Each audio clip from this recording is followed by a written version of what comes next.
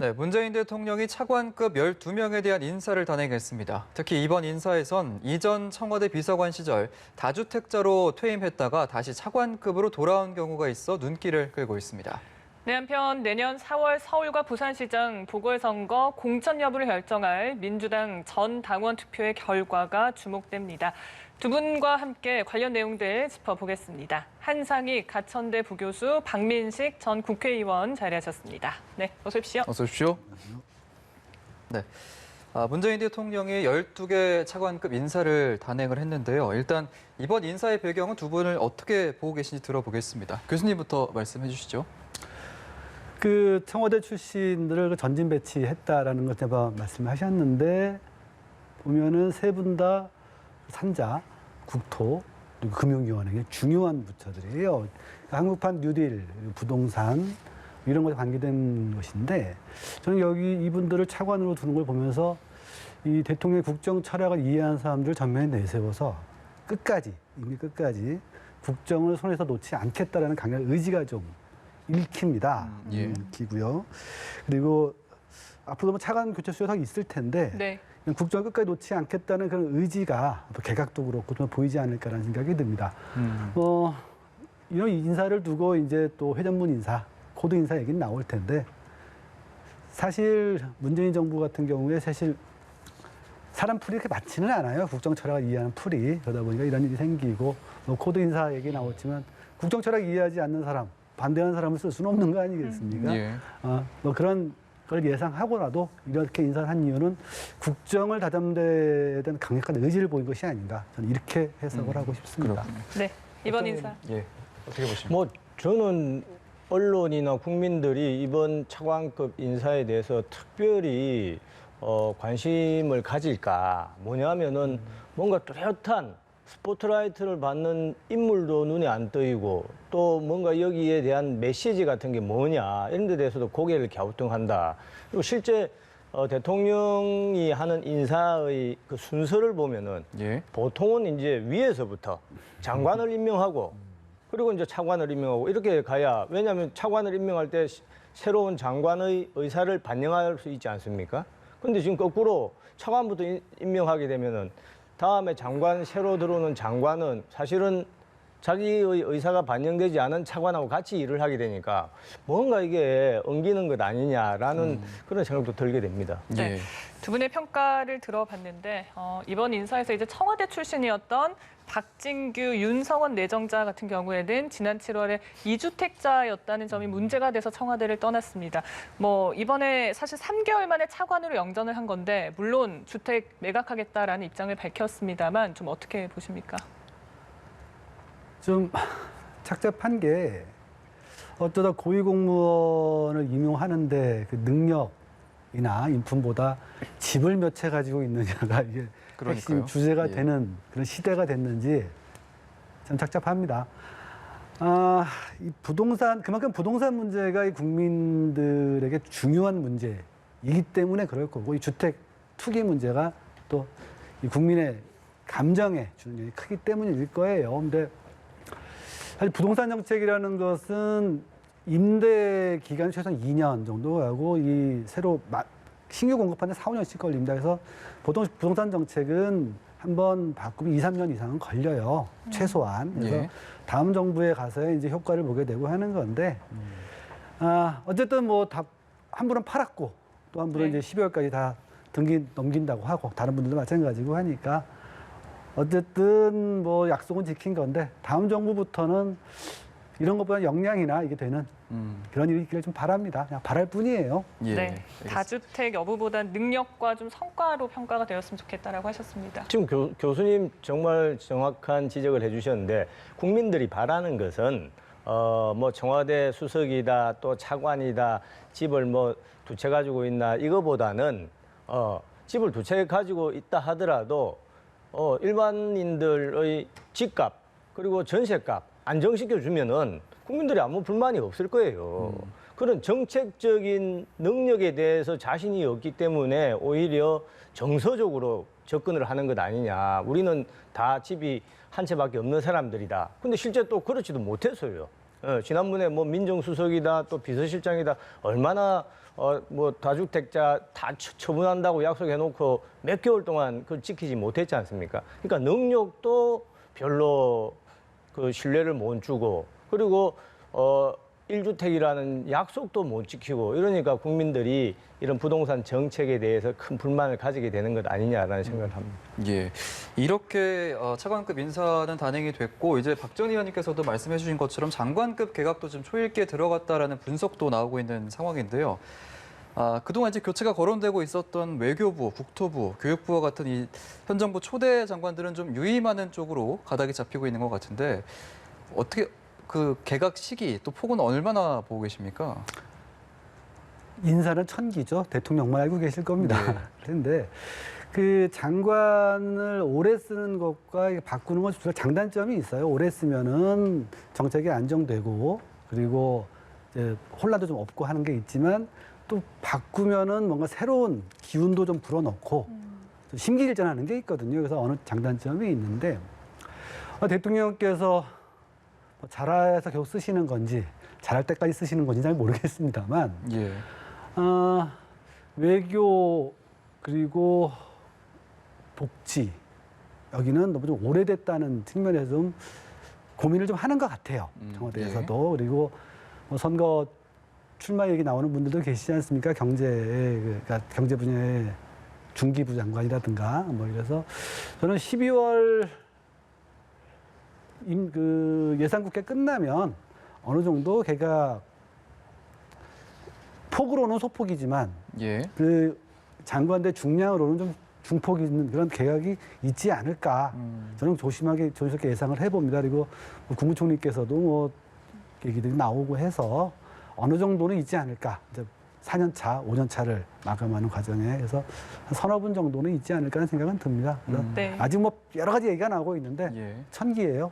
아무도 모릅니다. 예. 네, 뭐 말씀처럼 정책의 안정성이라든지 다가오는 선거도 있고 여러 가지 변수가 있습니다. 대통령의 고민이 깊을 것 같은데 어떤 방향으로 개각이 진행돼야 한다고 보십니까? 이제 개각이라는 것은 대통령이 국무위원, 행정각부의 장관을 임명하는 이제 통치행위의 가장 중요한 것인데 이것을 통해서 국민들이 대통령의 메시지를 읽게 되는 겁니다. 그렇게 되면 중요한 것이죠. 그렇다라고 하면은 지금 국민들이 현 내각에서 어떤 장관은 뭐 일을 잘한다든지 또 그 장관을 통해서 부동산 정책은 어떻게 갈 것이라든지 이렇게 이제 국민들의 민심의 바로미터 역할을 하는데 그렇다라고 하면은 여러 장관 중에서 가장 일 잘한다라고 하는 사람 또 가장 비판받는 사람이 있을 거 아닙니까? 최근에 어떤 언론을 보면은 추미애 법무부 장관이 압도적인 사실은 여야 보수 진보를 떠나서 가장 개각 대상 1순위다. 이런 언론이 있어요. 그런데 예. 현재까지 청와대의 기류를 보면은 네. 추미애 장관은 개각 대상이 아닙니다. 오히려 내년에 선거에 나올 분들 중에서 몇 사람을 개각한다. 근데 국민들은 그러니까 추미애 법무부 장관이라든지 또 김현미 국토부 장관 집값 문제라든지 강경화 외교부 장관이라든지 이런 분들에 대해서 개각 1순위라고 다 이야기를 하지 않습니까? 그러면은 대통령께서 그런 분들을 우선적으로 교체 대상에 넣어야 되는데 그렇지 않은 것 같아서 마치 그 개각의 대통령의 그런 행위가 국민들 눈을 보는 것이 아니라 오히려 지금 정권을 보유하기 위한 뭐 정권을 좋게 말하면 안정화시키기 위한 그런 데 너무 초점을 맞추는 것 같아서 상당히 저는 안타깝게 생각을 하고 있습니다. 예. 네. 자, 그리고 뭐 다가오는 서울 부산시장 보궐선거 뭐 6개월도 남지 않았습니다. 지금 민주당에서는 당원 개정 여부를 믿는 전당원 투표가 진행이 되고 있고 잠시 후 6시면 종료가 됩니다. 아마 관심은 압도적인 찬성이 될 것이냐인 것 같은데 좀 어떻게 보십니까? 당원 투표 통과될 가능성이 높겠죠. 높으리라고 생각을 합니다. 근데 이 통과 여부와 관계없이 민주당 지도부는 피해자분들 그리고 그뿐만 아니라 당원과 국민에게 백배사죄를 좀 해야 돼요. 당원이라는 것이 단순 내부 규정이 아니라 국민에 대한 약속 성격도 있거든요. 이건 네. 현실적인 이유로 좀 고친다는 건데 그걸 감안하더라도 이건 크게 사과를 해야 되는 일입니다. 다만 두 가지 정도 말씀드리고 싶은데 하나 이렇게 선한 의지로 자꾸 좀 현재 어려운 일들을 하는 걸 좀 안 했으면 좋겠어요. 우리 대통령께서도 처음에 하실 때 그 장관 5대 기준 하셨다가 고생 많이 했지 않습니까? 예. 어떻게 정당이 무슨 국회의원이나 기초단체장 정도는 안 낼 수 있어도 대통령이나 광역단체장 후보를 안 낼 수는 없어요. 그건 정당 포기하는 겁니다. 뭐 국민의힘도 그 탄핵을 당해서 대통령 후보 내지 않았습니까? 아무리 선한 의지만으로 정치가 되는 건 아니니까 이런 부분을 고려해야 될 것 같고, 두 번째는 민주당이 이제 이런 당원을 만들었다가 이제 못 지키게 됐는데, 현실적으로 못 지키게 됐는데, 저는 이제 국민들은 당연히 비판하시고 뭐 하시더라도 야당들은 좀 민망해요. 민주당은 이런 생각이라도 해봤는데 야당은 당원에 없지 않습니까? 생각조차 안 한 것 아닌가라는 싶기도 해요. 그래서 뭐 선거가 있으니까 당연히 비판하시는 건 맞는데 이거를 좀 너무 야박스럽게 뭐 천벌 뭐 이런 얘기 나왔잖아요. 이렇게까지 하셔야 되는가? 이렇게 시끄럽게 하실 일은 아니다라는 생각이 좀 듭니다. 예. 말씀해 주신 것처럼 이제 이 민주당의 입장으로서는 사실 당원을 바꾼다라는 거에 대한 비판, 이 부분은 확실히 좀 수습을 해 나가야 될 최우선 과제가 될 것 같아요, 앞으로. 저는 기본적으로 이거는 뭐 민주당이든 국민의힘을 떠나서 우리 대한민국 정치라는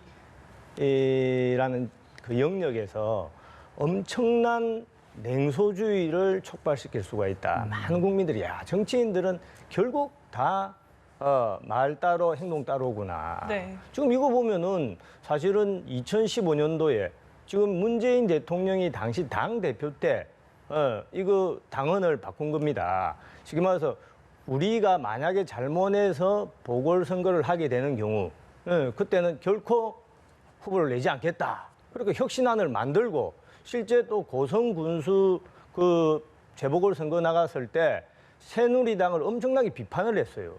그렇게 해서 국민들이 얼마나 큰 박수를 쳤습니까? 그런데 지금 와서 그런 약속과 당헌이라는 것은 내부적으로는 헌법입니다.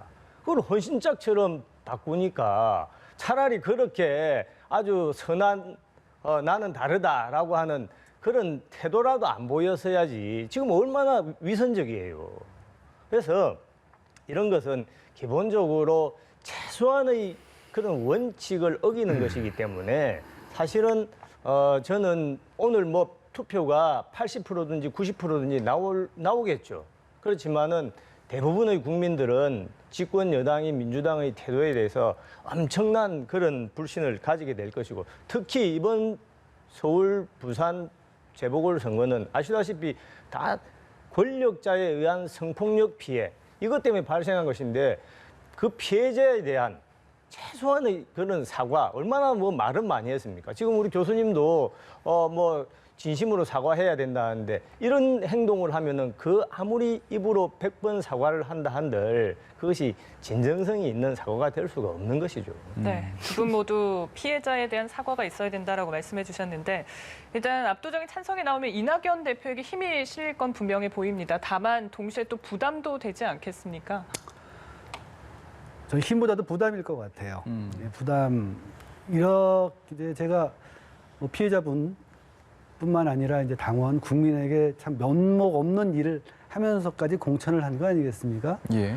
그러면은 좀 성적을 좀 거둬야 된다. 이제 많이 지거나 둘 다 지거나 하면은 이건 본인 당대표 책임이니까 대표는 책임을 지는 자리입니다. 그래서 저는 왜 힘이 실린다기보다는 당대표로서 부담이 엄청 커지지 않을까. 그래서 고생을 많이 하시겠다. 이런 생각, 뭐 통과 안 돼도 뭐 그건 말이 안 되고 통과돼도 고생길이 훤하신 거 아닌가 이 생각이 듭니다. 예. 네. 자, 한편 홍준표 의원이 연일 국민의힘을 향해서 비판을 쏟아내고 있습니다. 민주당 이중대냐, 그리고 뭐 도살장 끌려가는 소가 되려고 하냐, 이런 비판을 했어요. 우선 좀 배경, 속내 짚어주시죠. 뭐 우리 홍 대표, 이제 홍준표 의원이죠, 지금. 네. 홍준표 의원의 그 좀 독설, 직설은 정치권에서 워낙 유명하죠. 좀 국민의힘이 비대위가 출범한 이후에 아직도 많은 국민들로부터 지금 여당의 그런 많은 실책에도 불구하고 제대로 지지를 못 받고 있는 상황에서 나온 뭐 아주 그 답답함 이런 거를 좀 강하게 토로한 것 아니냐. 그렇지만 그럼에도 불구하고 비대위가 사실상 내년 4월 재보궐선거까지는 책임질 수밖에 없습니다. 네. 왜냐하면은 대안이 없기 때문에 현실 정치에서는 뭔가 대안을 제시하고 비판을 해야 되는데 대안이 지금 마땅치 않기 때문에 대부분의 사람들은 4월 7일 재보궐선거까지는 비대위를 믿어주고 또 힘을 실어줘야 된다. 네. 이렇게 생각을 하고 있습니다. 그래서 예. 이제 원희룡 지사도 김종인 체제에 좀 시간을 주자라고 했고 하면서도 홍 의원에게는 좀 당으로 돌아와라 이런 발언도 했습니다. 사실 큰 선거를 앞두고 있는 상황인데 당 내에서 좀 여러 목소리가 나오고 있잖아요. 좀 어떻게 바라고 계십니까? 저는 우리 박민식 의원님과는 다른 측면 접근을 하고 싶은데 네. 사실 김종인 비대위원장 오셔서 뭐 기본소득도 말씀하시고 공정경제 3법도 얘기하시고 뭐 된 건 하나도 없지만 얘기하시고 뭐 이렇게 좀 기존 입장은 다르게 하셨는데 특히 지지율이 잘 안 올라요. 그러면 힘을 못 받게 돼 있거든요. 저는 오늘 원희룡 지사님 얘기에도 이거 좀 주목해 볼 필요가 있는데 김종인 비대위는 과거의 그림자를 지우는 역할만 하면 된다. 이렇게 말씀하셨거든요. 예. 여기로 딱 줄을 그으시는 게 아닌가 싶어요. 그걸로도 충분히 역할을 하신 것이다. 저는 그 국민의힘을 쭉 보면서 이 김종인 비대위원장이 오셔서 그 당이 원한 것만큼 지지율에도 이런 효과를 못 얻었다는 평가가 좀 나오는 게 아닌가라는 생각이 좀 듭니다. 그리고 4월 보궐선거를 이제 까지 하시기로 들어오셨는데 네. 공천 문제도 다른 문제거든요. 누가 공천을 하는가, 주도권을 쥐는가 이런 문제 때문에 좀 정기 끝난 다음에 좀 내홍이 있을 수도 있겠다라는 생각이 좀 들었어요. 그러면 이 내부의 기반이 약한 김종인 비대위원장을 견딜 수 있을까? 이것도 아마 12월부터 1월, 2월 관전 포인트가 아닐까 이런 생각이 오늘 말씀 왔다 갔다는 좀 들었습니다. 예, 알겠습니다. 오늘은 시간 관계상 두 분 얘기 여기까지 듣도록 하겠습니다. 한상희 가천대 부교수 박민식 전 국회의원이었습니다. 고맙습니다. 네, 고맙습니다.